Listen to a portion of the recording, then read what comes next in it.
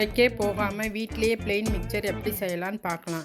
அதுக்கு அகலமான பாத்திரத்தை எடுத்து அதில் ஓமத்தை நல்லா கையிலையே நல்லா கசக்கி போட்டுக்கிறணும். போட்டுட்டு 1/4 ஸ்பூன் மஞ்சள் தூளையும் அதில் கொஞ்சம் தண்ணி ஊற்றிக்கிட்டு அதுக்கப்புறம் பெருங்காயத்தூள், 1 ஸ்பூன் மிளகாத்தூள், தேவையான அளவு உப்பு, சோடாப்பு போட்டு தண்ணி ஊற்றி நல்லா மிக்ஸ் பண்ணிக்கோங்க.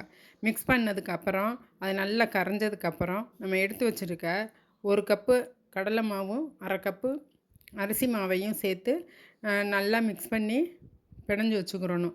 இதோட தேவையான அளவு எண்ணெய் 2 ஸ்பூன் காய்ச்சி ஊற்றிட்டு இதையும் நல்லா சேர்த்து மிக்ஸ் பண்ணிவிட்டு இடியாப்ப உலக்கில் நம்ம எண்ணெயில் பிழிஞ்சு விட்டோம்னா அது நுரைக்கும். நுரைச்சோடனே நுரைய அடங்கினதுக்கப்புறம் நம்ம அதை திருப்பி போடணும். இதோட இந்த எண்ணெயில் கருவேப்பிலையும் பூண்டையும் நம்ம அப்படியே பொரித்து அதோட போட்டோம்னா இப்போ நம்மளோட பிளெயின் மிக்சர் ரெடி.